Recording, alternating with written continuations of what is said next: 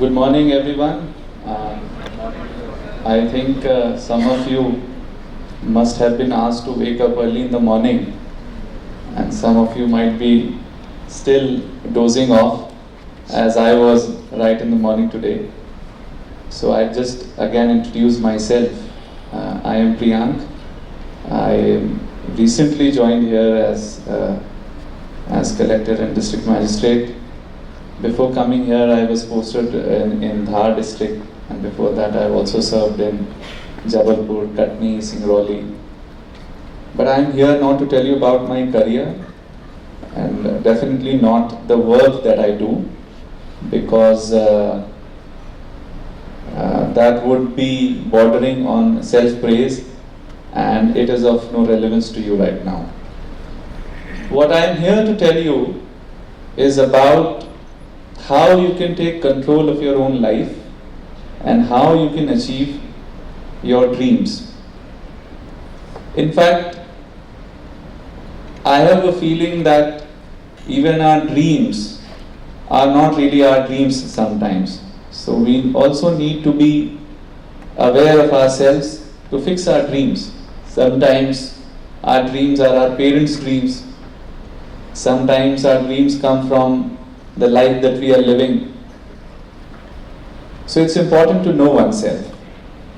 And the best way is to follow the three selves. I call it the three selves, and I try to follow it in my own life.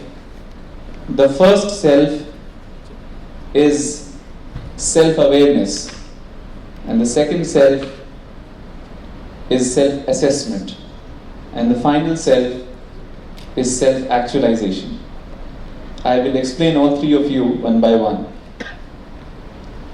You see, it's very important to be aware of your own self. Let me just give you an example. How many of you know what you ate 1 week ago, exactly on this date? Hardly anyone would be able to tell. Because we live our life days after days, but we really don't look back. We are not really aware of ourselves every day.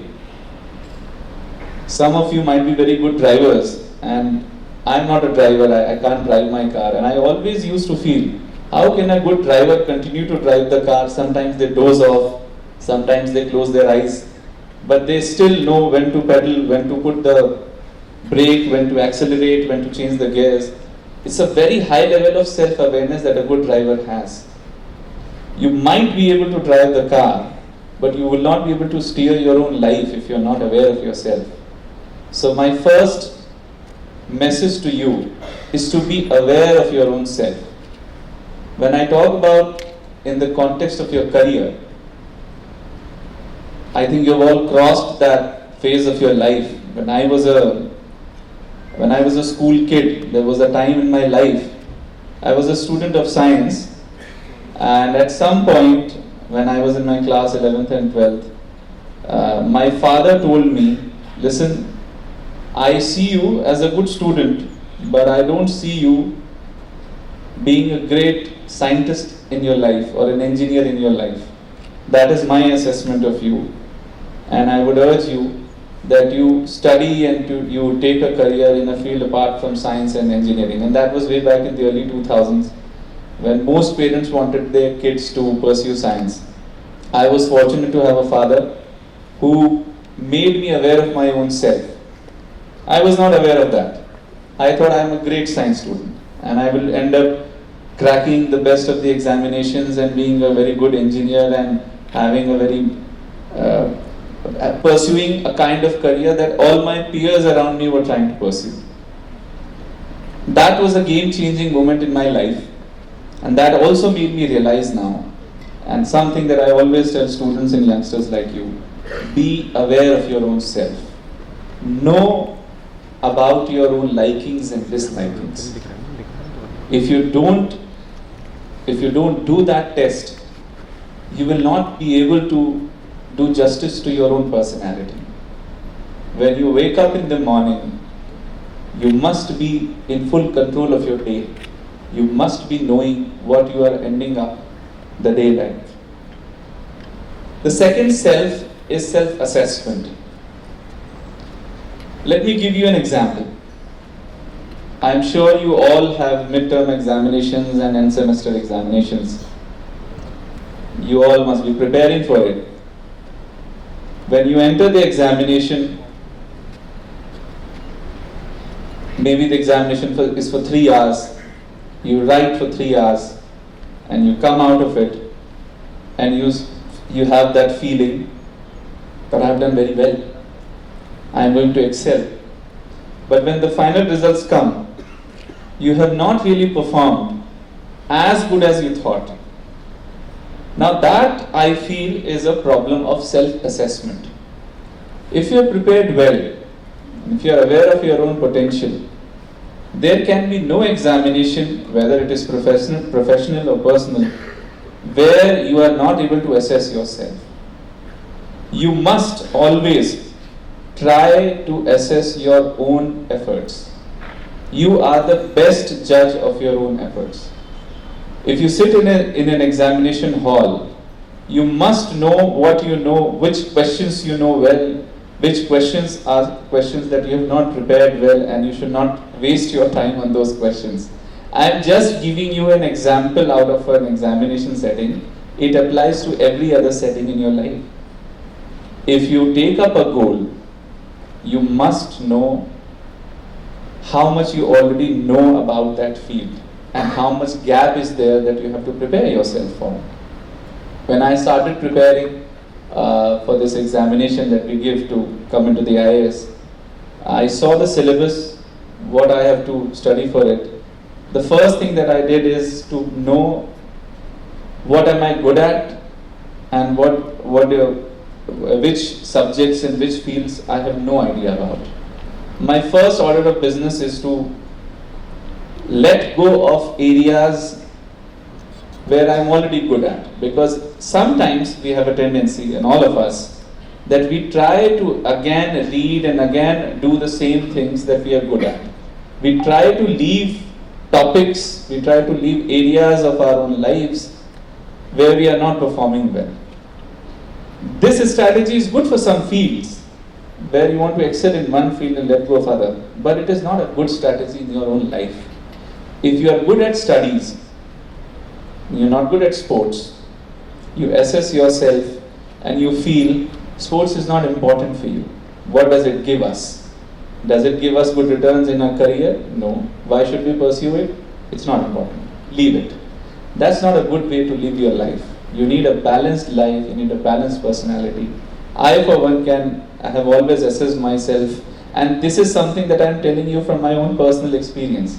I was relatively good at studies, not so well in sports, and at some point in my teenage I concluded sports is not important in life. It is of no use. And I let go of that area completely. After 10-15 years, when I have entered my mid-30s, I realized that I lack that discipline in my life to pursue a sport. It's very tough after that phase in life. It's very tough. So my second lesson to you is always assess yourself, know your strengths, know your weaknesses, and continue to work on your weaknesses. If you wake up in the morning, set goals for every day. No matter what goals these are, they might be professional goals, they might be personal goals. But when you sleep in the night, you must assess your day. You must assess whether you were able to achieve everything in that day. See, your life is some years, 60, 70, 80, 90 years. These years are made up of months, months are made up of days. You've come here to listen to me and other speakers. This is your day. This day will not come back. Why not get the maximum out of it? And that can happen only when you assess your days well, you assess your efforts well. I can tell you, no other examination and no marks in any examination and no interviews are the best judge of your own character. If you enter an interview hall, if you enter a job placement interview and you come out unsuccessful, but you have a feeling that you have done well, you have a feeling that you could do as good as you can, I am sure you will end up succeeding in on some other day. And the third and the most important thing is self-actualization. Reaching your final goal, or trying to realizing that you have reached your goal. Let me give you an example. Consider a student who wants to be a lawyer. He or she prepares very well, enters the best of law schools in the country, succeeds with high-flying marks, ends up being a criminal lawyer. Now, as you know, a lawyer has to defend the client. And suppose that lawyer takes a case of a murder, where he or she has to defend the culprit, the convict, the murderer.